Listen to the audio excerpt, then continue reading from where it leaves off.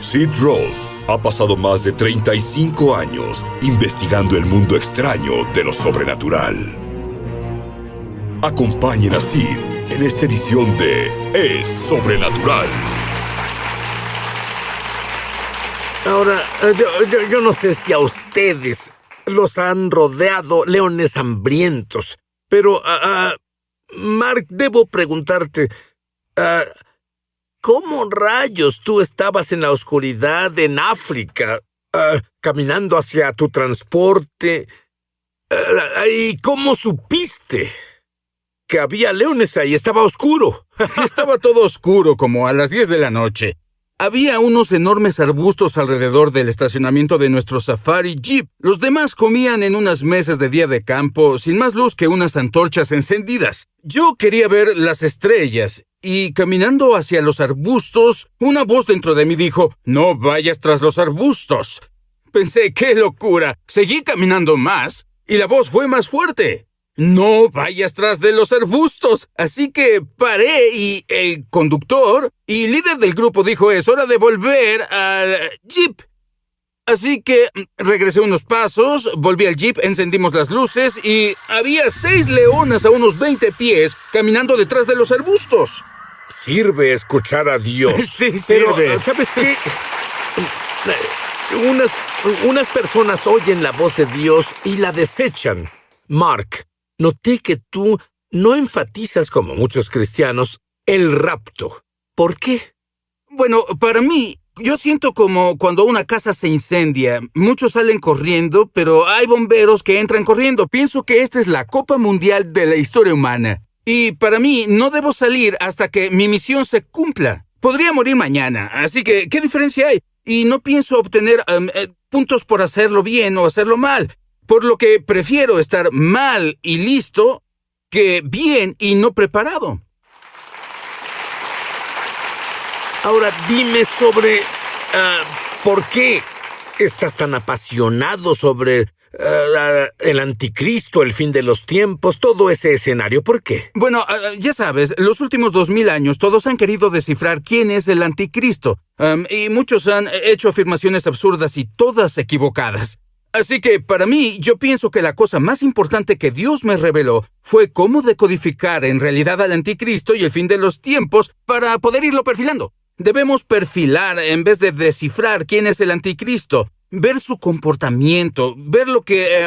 cómo es que reaccionará, cómo tratará de controlar, cómo tratará de manipular a las personas, cuál es su modus operandi, cuáles son sus fines y así no nos engañarán.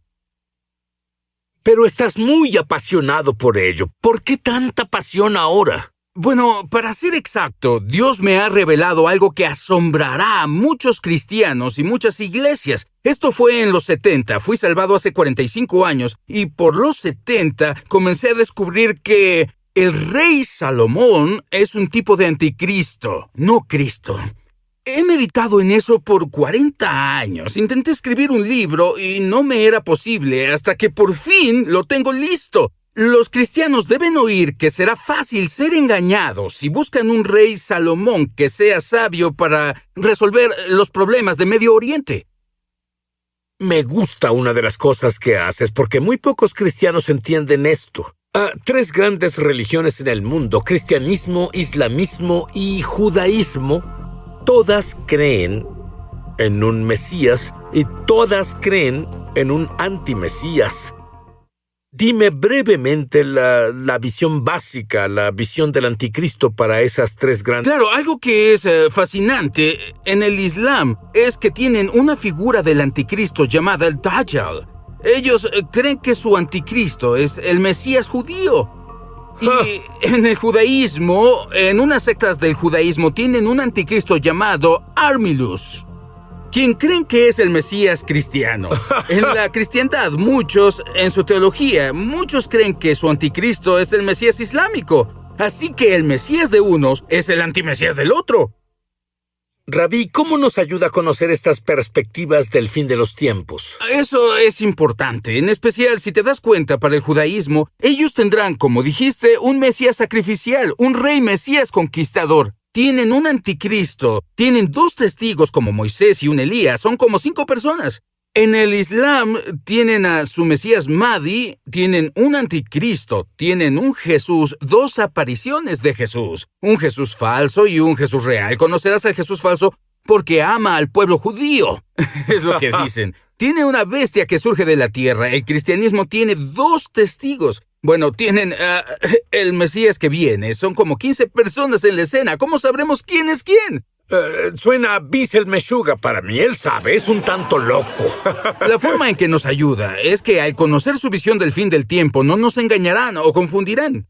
Y por curiosidad, e imagino que algunos se preguntan estas cosas.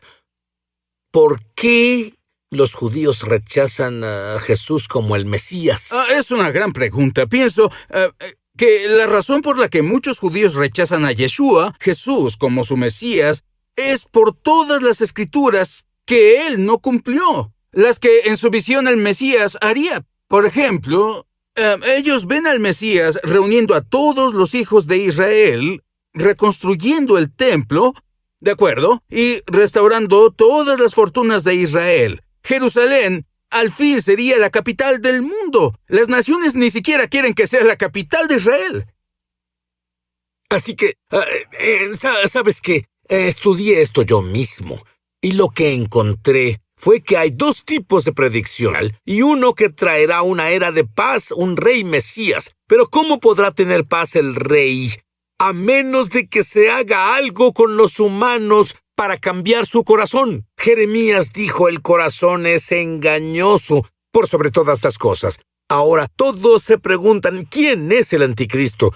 Pero por primera vez en la historia, tal vez debemos preguntarnos ¿qué es el anticristo? El uso de inteligencia artificial como parte del sistema del anticristo. Explícalo. Seguro, hay que darse cuenta que no solo es un anticristo principal, sino que es todo un sistema que se desarrollará para controlar y manipular humanos. E incluso lo vemos ahora en China. Tienen una puntuación de crédito social. Igual que en América, hay que tener un buen historial financiero para obtener un crédito. Allá se monitorea todo tu comportamiento social y literalmente eso puede evitar que tengas un pasaporte. A más de 11 millones de personas en China se les ha negado boletos de avión, boletos de tren, porque todos son monitoreados por cientos de millones de cámaras inteligentes con reconocimiento facial.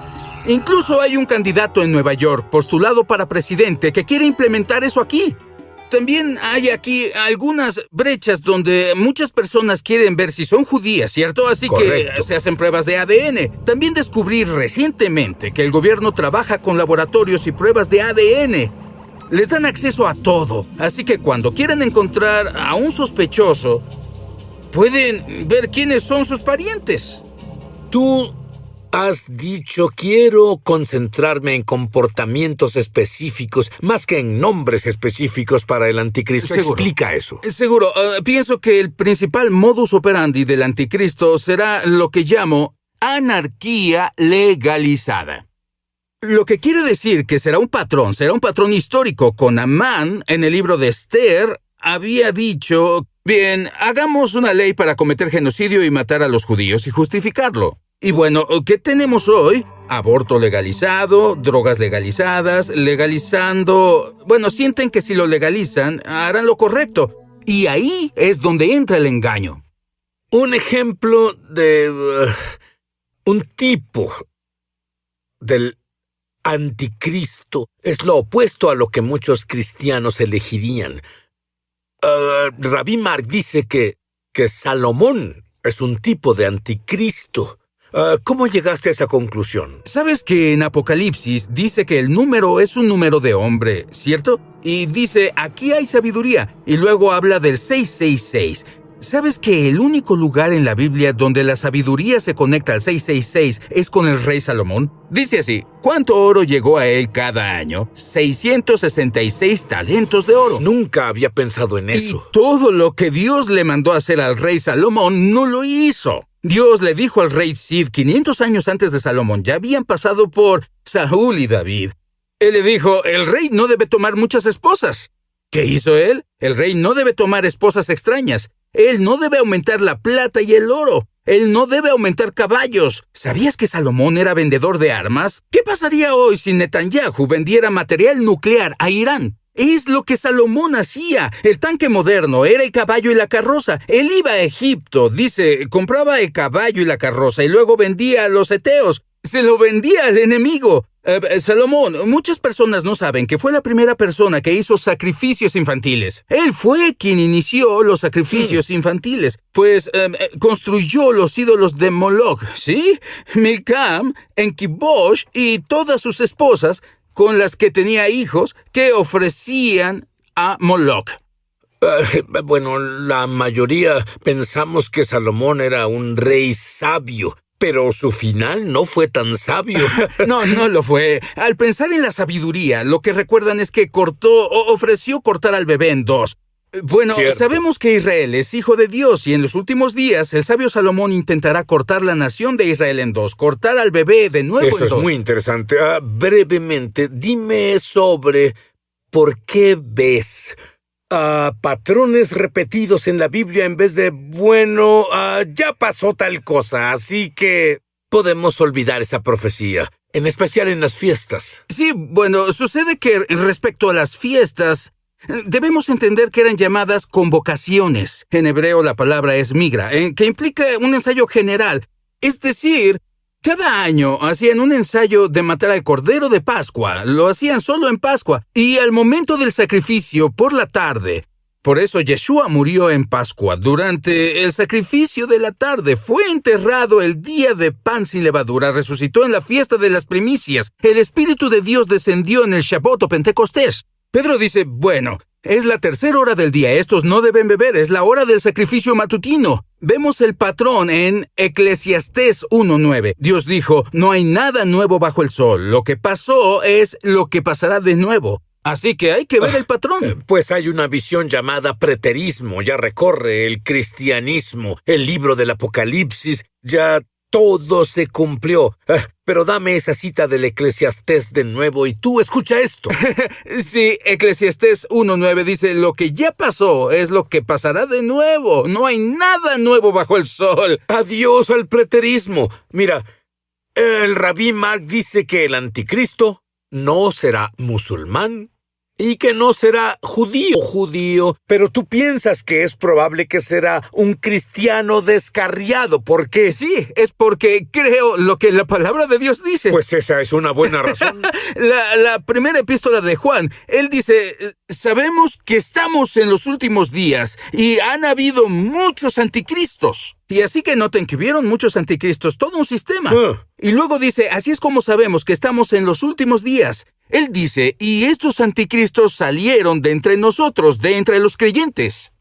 Es muy específico. Dime ahora, en tu opinión, ¿la iglesia se desvió con el fin de los tiempos? Bueno, tiene que ver con el hecho que Dios dice que Él declara el final desde el principio. Así que si no comenzamos bien, el final será un desastre. Todos empiezan en Apocalipsis y tratan de desarrollar todo sin ver todas las conexiones con el Antiguo Testamento. Será un desastre. Los primeros creyentes no querían tener que ver con personas judías debido al antisemitismo, así que de inmediato es como la iglesia se reinstaló en Roma. Es de quedarse en Jerusalén. Ellos cortaron sus raíces. Cortaron las raíces por completo. Incluso dices que hubo un punto en el que el apóstol Juan fue expulsado de la iglesia. Está en las Escrituras y muchas personas no lo ven, pero te puedo mostrar en Tercera de Juan. ¿Sabías eso? ¿Sabías que el apóstol Juan, lo dice tu Biblia, Juan fue expulsado de la iglesia? Todos los judíos no lo saben. fueron Diles expulsados dónde. de la iglesia. Vamos, Cada Rabí, gentil diles que no dónde. dejaba que entraran judíos también eran expulsados de la iglesia. Está en cada Biblia y las personas no lo ven. Está en la Tercera de Juan. La mentalidad griega Sí. Sustituyó la mentalidad hebrea y causó mucho daño. Es más, de hecho, si no entiendes bien al judío e Israel, finalmente te equivocarás en varias áreas. Hay algo llamado teología del reemplazo. ¿Qué es y por qué está mal? Eso vino de la mentalidad griega en vez de la... puedo decir mentalidad judía, pero no. Diré como lo opuesto a la mentalidad bíblica. Exacto, de acuerdo. El problema es la mentalidad griega. Ellos ven el fin de los tiempos o una profecía como una lista. Ya pasó, aprobado. La mentalidad hebrea dice, ya pasó, bien, pasará de nuevo y pasará de nuevo porque todo es cíclico. Pero lo que pasa es que debido a que cortaron sus raíces judías, los judíos eran los que conocían la Torá. Lo que los griegos conocían era Platón, Aristóteles, Sócrates. Así que todo su fundamento moral, si no está basado en la Torá, se desarrolla por filosofía griega. Tuviste 2 sueños que dicen que estarás vivo cuando Jesús regrese. Tuve 2 sueños donde literalmente experimenté la resurrección. No estaba muerto, sino que estaba vivo. Cuando el arrebatamiento pasó y subí a través del techo, 2 veces experimenté el estar vivo para experimentar la resurrección de la muerte. Puedo relacionarme con eso y voy a decirte por qué. Hace varios años tuve una visitación de Dios. Y esto es lo que me dijo. 3 veces, pienso que 3 veces habla acerca de 2 testigos. Estos son 3 testigos. Volveré pronto, volveré pronto, volveré pronto. Sí, ese es el tiempo más emocionante para estar vivo en la historia. Pensamos que pudimos nacer en cualquier otra generación, cualquier tiempo en la historia, pero tal como Esther, debemos darnos cuenta de que fuimos creados para un tiempo como este. Este es un tiempo increíble. Podremos ver la venida del Mesías. La pregunta que tengo para ti no es si fuiste criado en una sinagoga o una iglesia o una mezquita toda tu vida. La pregunta que tengo para ti es... Yo sé que quieres tener tu propia experiencia con Dios. Es bueno que yo la tenga, es bueno que el Rabí Mark la tenga, pero ¿qué hay de ti? Quiero que digas esta oración, será el primer paso. Repite después de mí, si quieres experimentar a Dios tú mismo. Repite después de mí. Querido Dios, cometí muchos errores. Cometí muchos errores. Por los que me arrepiento. Creo que la sangre de Jesús elimina todos mis errores. Todos mis pecados. Sobrenatural. Acompañen a Sid en esta edición de Es Sobrenatural.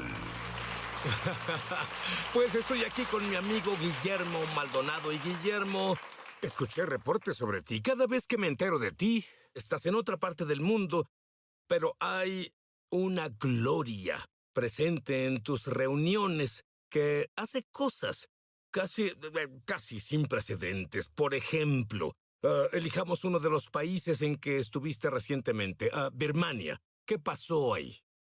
Era antes Birmania, ahora es Myanmar. Hubo un momento en que oraba por un rato en mi cuarto de hotel y cuando me fui llegué a la arena, 15,000 personas sin aire acondicionado, 43 grados, mucho calor. Mi equipo casi se desmaya. Necesitabas un milagro solo sí, para eso. Casi te desmayabas y antes de ir al escenario, Dios me dijo, quiero que te pares ahí y que me veas hacerlo. Y dijo, los más poderosos milagros que hayas visto, tú obras por ellos, obras por fe. Él dijo, déjame hacerlo, mírame hacerlo. Y solo me paré ahí. Y el Señor me dijo, solo declara que habrá niños sordomudos de nacimiento y los tocaré hoy. ¿Tú naciste con esa condición? Lo revisamos aquí. Era sordo por completo. El poder de Dios vino sobre su oído y ahora puede oír.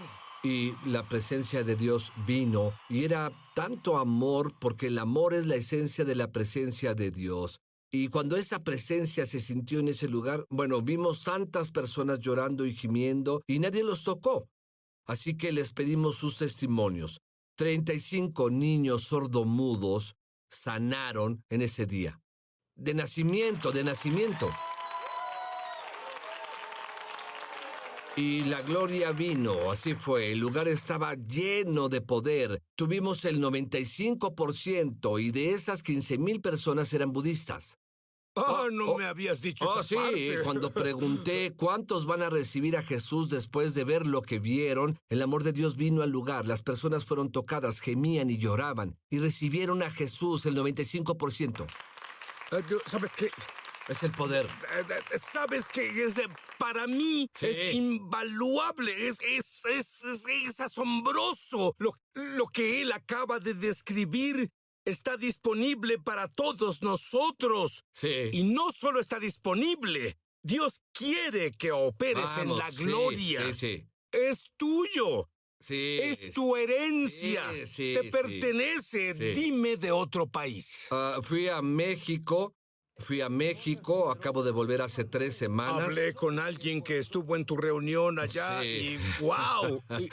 Y todo lo Sí, que diré es bueno, ¡wow! bueno, sí, estudié en mi casa, lloré por horas. Y no lo digo por tantas cosas, pero oré. Y en la plataforma, la atmósfera estaba llena de la presencia. Es decir, en los lugares que he ido, al momento que entro, la atmósfera cambia y sentí la atmósfera. 20,000 personas dentro del estadio. Estaba lleno y de pronto la presencia y el Señor me recordó y Él dijo, ¿Te acuerdas cuando te hablé y dije, Dios, ¿qué dijiste? Y Él dijo, te dije que hay milagros que has visto, milagros poderosos por los que obras por mi fe. Pero ahora Él dijo, quiero recordarte que quiero que me veas hacerlos. Y dije, Dios, haz como quieras. Así que cuando entré y me paré en el escenario, 5 horas adorando a Dios, veía personas sanando. 10 personas en sillas de ruedas se levantaron. Y hubo sordos y mudos. Y hubo un milagro especial para un pequeño de 9 años. Él tomó el autobús para ir al lugar. 12 horas. Y tuvo que vender... me conmovió oír esto. Él tuvo que vender plátanos para venir al evento, porque no tenía dinero. Le robaron de camino a la capital. Perdió su dinero. Y luego vino al lugar. Necesitaba un trasplante de corazón. Y habló con su madre y le dijo, mamá, recibirnos en tu cuerpo. Eso es muy normal, porque hay lo sobrenatural normal, pero hay lo sobrenatural inusual. Y siempre que veas este tipo de milagros, había una mujer viendo el show, uno de mis shows previos, y le faltaba un ovario, y ella dijo que la presencia cayó en su casa, un ovario nuevo. Eso es lo que la gloria hace. Yo sé lo que digo. Lo sé como si lo hubiera visto pasar. Yo sé que en este mover de Dios que ya está aquí, el hombre promedio y la mujer que conozca al Mesías harán exactamente lo que él hizo. Y no estará en un show de televisión, porque será lo normal para las personas que tienen la gloria de Dios en ellos. Ahora, muchos de ustedes, muchos oraron. Si eres honesto, vieron pocas oraciones respondidas. Y muchos también se rindieron o piden que otros más dotados oren por ellos. Muchos enfermos vieron a demasiados de sus amados morir y ahora confían más en doctores o la medicina. Guillermo recibe respuesta a todas sus oraciones. Tengo una pregunta para ti y luego quiero decir algo. Sí. Y la pregunta es lo que describiste. Si no tuvieras una vida de oración, ¿eso habría pasado? Para nada. Y te explicaré por qué. Jesús, cuando vino a la tierra, estaba más cerca del Padre al orar. Esto es, estaba más cerca del cielo al orar. Así que si lees en la Biblia, ves a Jesús. Los discípulos le pidieron una vez, nunca le pidieron a Jesús, danos más fe, o danos más unción, o danos más poder. Ellos pidieron, enséñanos a orar. ¿Y cuál fue la razón? Porque vieron el resultado, vieron que Jesús pasó, Dios mío, siento la presencia, Dios, Él pasó horas en oración. Pero muchos creyentes no pueden o no quieren eso, Porque... o no les da la gana. Están cansados y solo quieren... La razón es que no estás dispuesto porque aburre, es aburrido. porque no tienes una relación cercana. Muchos no tienen una relación cercana con Dios. Debemos entender primero que nada, Jesús enseñó en el Padre Nuestro, dijo, cuando ores, di Padre Nuestro que estás en el cielo. Significa que hay una conexión. Esto es importante. Bien, así que Jesús estaba cerca del Padre al orar. Dice que oró toda la noche. Le dije a Dios un día, ¿a qué te refieres con orar toda la noche?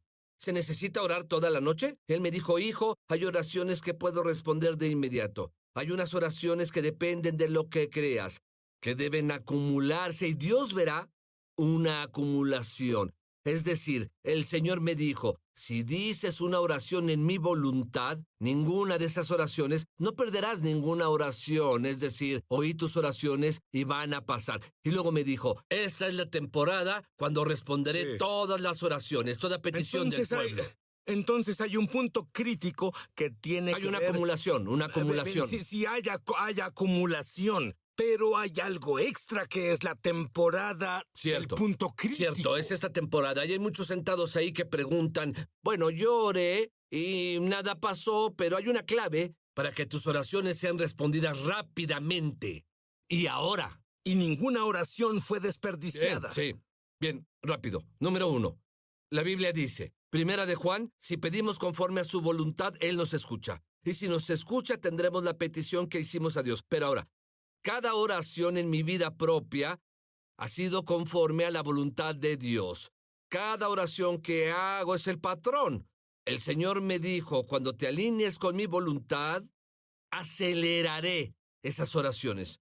Hay muchas personas orando, frustradas, porque dicen, yo he orado y he orado, pero no es por cuánto tiempo ores y ores, si no es conforme a su voluntad, no tendrá respuesta. Así que a veces debes saber cuál es la voluntad de Dios. Hay 4 cosas. Primero, debes alinearte con Él. Debes conocer la voluntad de Dios. ¿Es la voluntad de Dios que sanes? Sí. ¿Es la voluntad de Dios que prosperes? Sí. ¿Es la voluntad de Dios que seas libre? Sí. ¿Es la voluntad de Dios que lleves la presencia de Dios? Sí. De hecho, hay alguien aquí, tuviste un ataque cardíaco y tuviste algo que pusieron en el corazón. Marcapasos. Un marcapasos, sí. Ahora, Dios sana tu cuerpo justo ahora. De hecho, Dios creó un nuevo corazón. Y veo a alguien con una pierna. Tú necesitas un nuevo cartílago en la pierna ahora, en tu rodilla. Dios toca tu cuerpo justo ahora. No es la voluntad de Dios que estés enfermo. No es su voluntad. Si quieres la respuesta a tus oraciones ahora, si quieres que tus oraciones se aceleren ahora, debes alinearte con la voluntad de Dios. Debes alinearte con el cielo. Y veo a alguien con ceguera debido a la diabetes. ¿Tú usas algo? Sí, señor. Sí, alguien. Hay una enfermedad rara. Creo que es una de esas de 1 en 100,000. Muy rara enfermedad en tu piel. Dios toca tu cuerpo ahora. Al ministrar, la presencia de Dios cae sobre ti.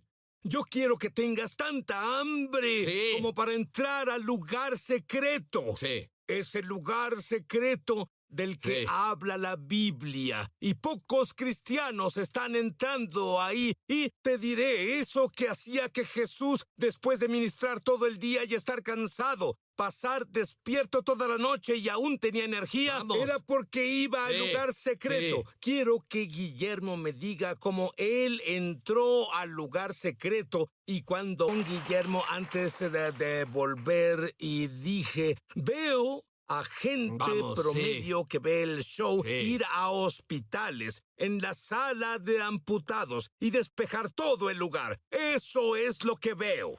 Pero yo quiero saber cómo empezaste. Primero que nada, ¿qué es el lugar secreto? El lugar secreto es el altar. El lugar secreto es ahí donde Dios y el hombre se encuentran. El lugar secreto Jesús lo llama closet. Él dijo, entrará a tu closet, donde nos encontramos con Dios. Pero si describiéramos el lugar secreto, lo diríamos así. El lugar secreto es el punto donde accedemos a la presencia y la gloria de Dios. Pero si tú accedes, ¿qué tan importante es caminar en santidad? Es algo clave.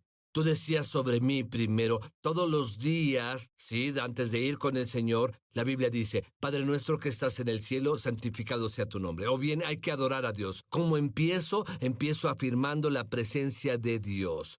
Es decir, no puedes adorar a un Dios que no está presente. Así que siempre digo, Dios, te afirmo, te adoro, así comienzo yo. La segunda cosa es, si hay algo en mí, un pecado, una iniquidad de comisión y omisión, le pido que me perdone y me limpie. Porque debemos orar desde un punto, una posición de santidad.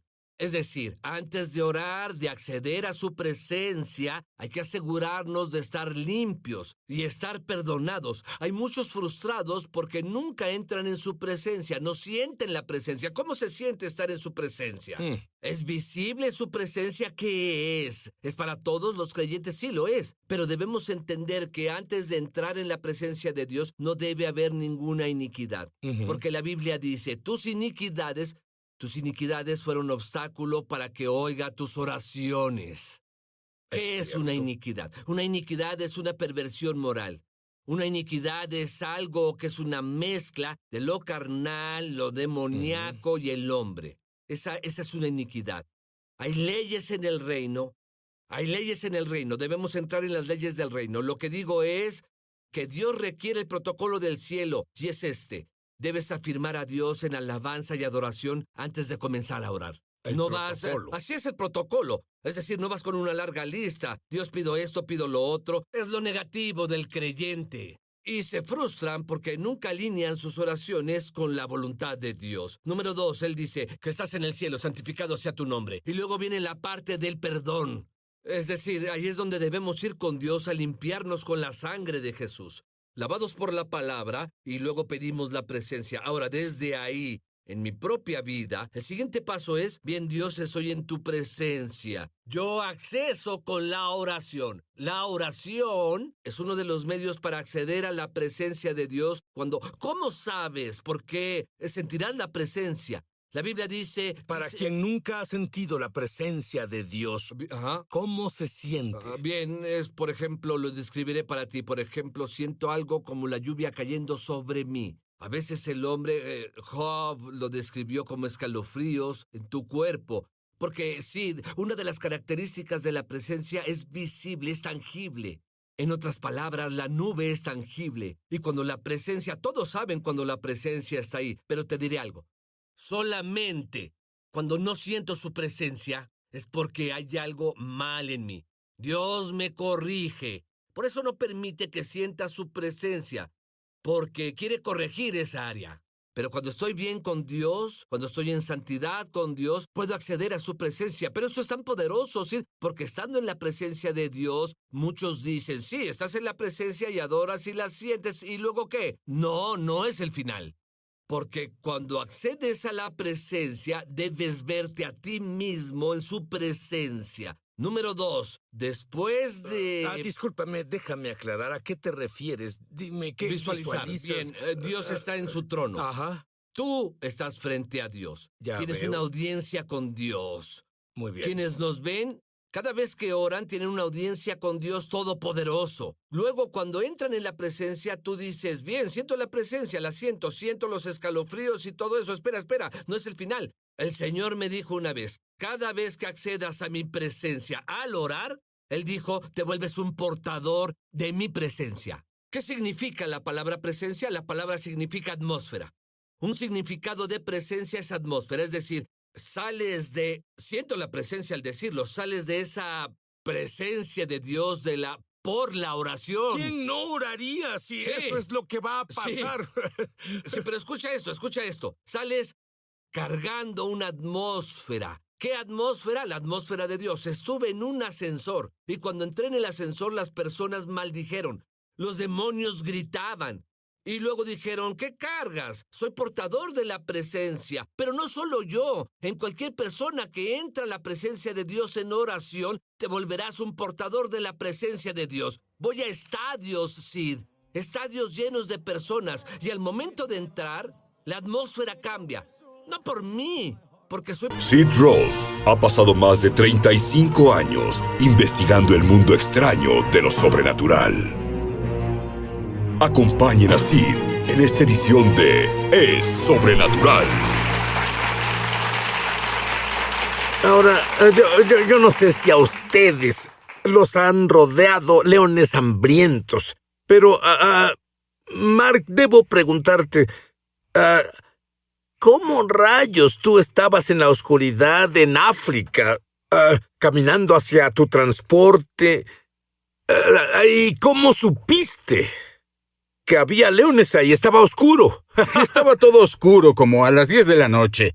Había unos enormes arbustos alrededor del estacionamiento de nuestro Safari Jeep. Los demás comían en unas mesas de día de campo, sin más luz que unas antorchas encendidas. Yo quería ver las estrellas, y caminando hacia los arbustos, una voz dentro de mí dijo, «No vayas tras los arbustos».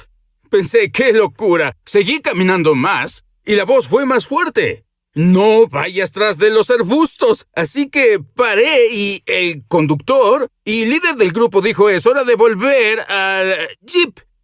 Así que regresé unos pasos, volví al Jeep, encendimos las luces y había 6 leonas a unos 20 pies caminando detrás de los arbustos. Sirve escuchar a Dios. Sí, Pero, sirve. ¿sabes qué? Unas personas oyen la voz de Dios y la desechan. Mark, noté que tú no enfatizas, como muchos cristianos, el rapto. ¿Por qué? Bueno, para mí, yo siento como cuando una casa se incendia. Muchos salen corriendo, pero hay bomberos que entran corriendo. Pienso que esta es la Copa Mundial de la historia humana. Y para mí, no debo salir hasta que mi misión se cumpla. Podría morir mañana, así que, ¿qué diferencia hay? Y no pienso obtener puntos por hacerlo bien o hacerlo mal. Por lo que prefiero estar mal y listo que bien y no preparado. Ahora dime sobre por qué estás tan apasionado sobre el anticristo, el fin de los tiempos, todo ese escenario. ¿Por qué? Bueno, ya sabes, los últimos 2000 años todos han querido descifrar quién es el anticristo. Y muchos han hecho afirmaciones absurdas y todas equivocadas. Así que, para mí, yo pienso que la cosa más importante que Dios me reveló fue cómo decodificar en realidad al anticristo y el fin de los tiempos para poder irlo perfilando. Debemos perfilar en vez de descifrar quién es el anticristo, ver su comportamiento, ver lo que... cómo es que reaccionará, cómo tratará de controlar, cómo tratará de manipular a las personas, cuál es su modus operandi, cuáles son sus fines y así no nos engañarán. Pero estás muy apasionado por ello. ¿Por qué tanta pasión ahora? Bueno, para ser exacto, Dios me ha revelado algo que asombrará a muchos cristianos y muchas iglesias. Esto fue en los 70, fui salvado hace 45 años, y por los 70 comencé a descubrir que el rey Salomón es un tipo de anticristo, no Cristo. He meditado en eso por 40 años. Intenté escribir un libro y no me era posible hasta que por fin lo tengo listo. Los cristianos deben oír que será fácil ser engañados si buscan un rey Salomón que sea sabio para resolver los problemas de Medio Oriente. Me gusta una de las cosas que haces porque muy pocos cristianos entienden esto. 3 grandes religiones en el mundo, cristianismo, islamismo y judaísmo, todas creen en un Mesías y todas creen en un antimesías. Dime brevemente la visión básica, la visión del anticristo para esas 3 grandes... Claro, algo que es fascinante en el Islam es que tienen una figura del anticristo llamada el Dajjal. Ellos creen que su anticristo es el Mesías judío. Y en el judaísmo, en unas sectas del judaísmo, tienen un anticristo llamado Armilus, quien creen que es el Mesías cristiano. En la cristiandad, en su teología, muchos creen que su anticristo es el Mesías islámico. Así que el Mesías de unos es el antimesías del otro.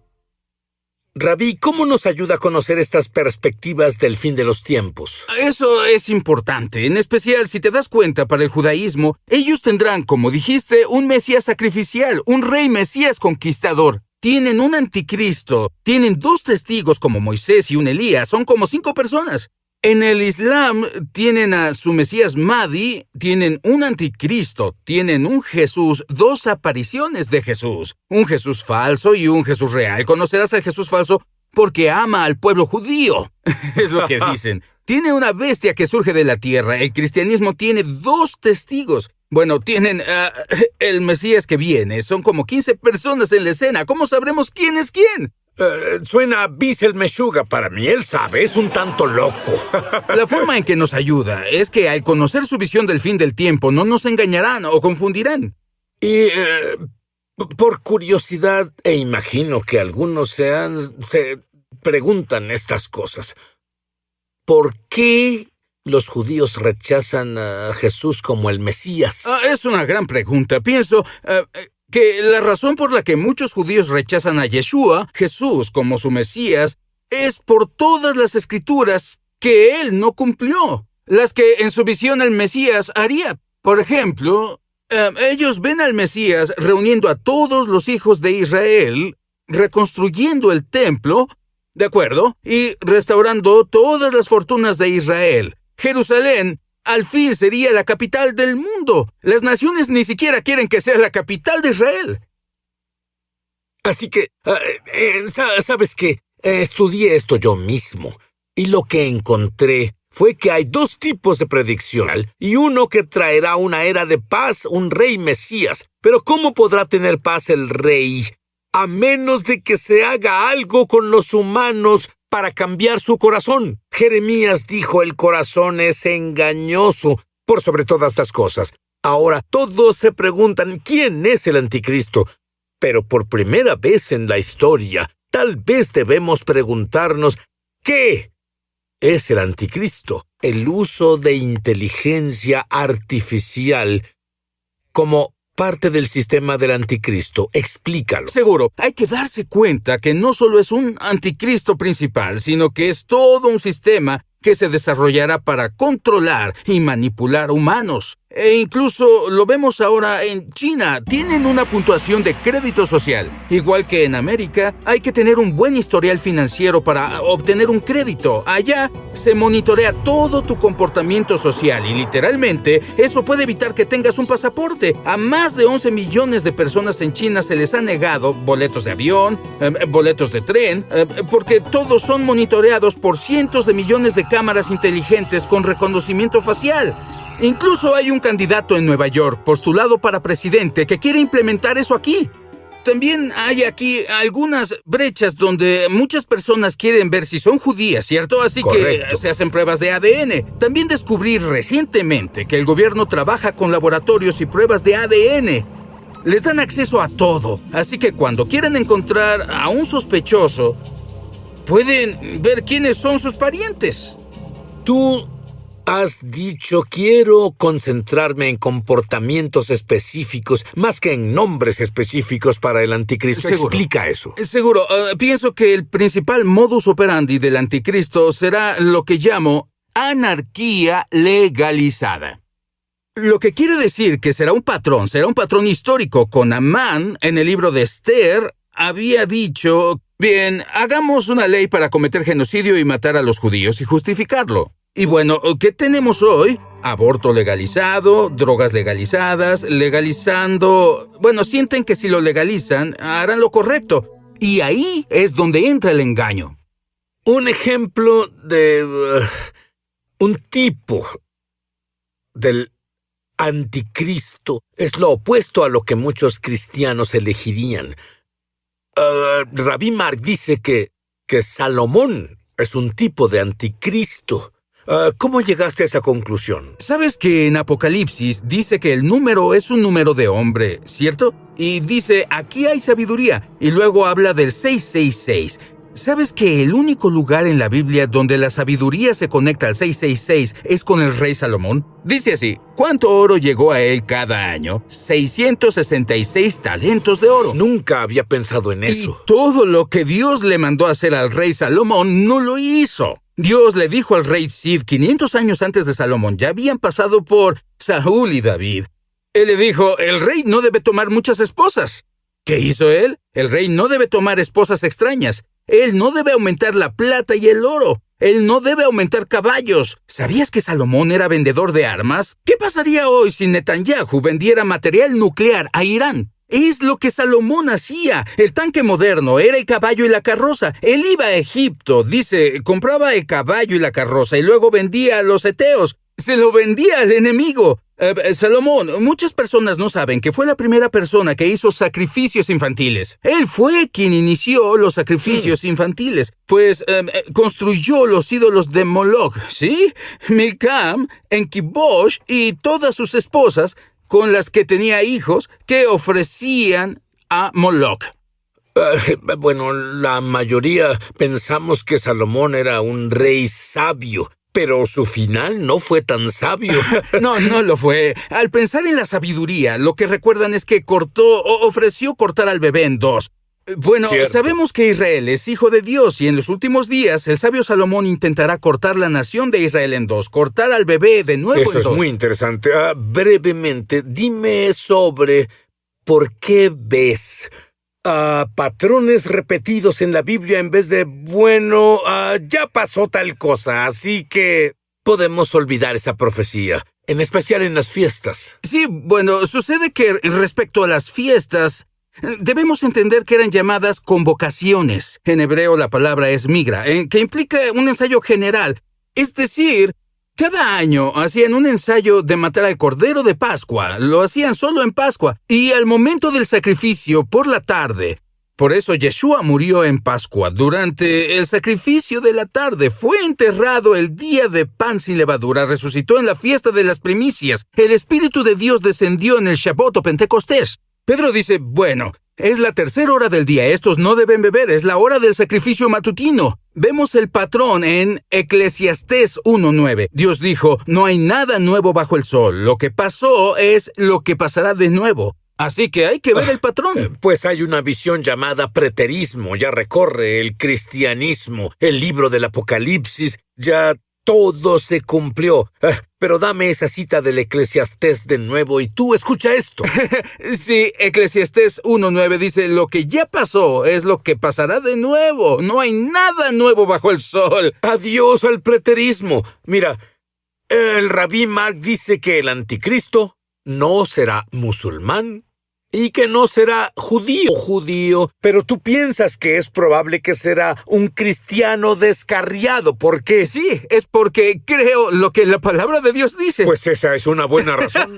La primera epístola de Juan, él dice, sabemos que estamos en los últimos días y han habido muchos anticristos. Y así que noten que hubieron muchos anticristos, todo un sistema. Y luego dice, así es como sabemos que estamos en los últimos días. Él dice, y estos anticristos salieron de entre nosotros, de entre los creyentes.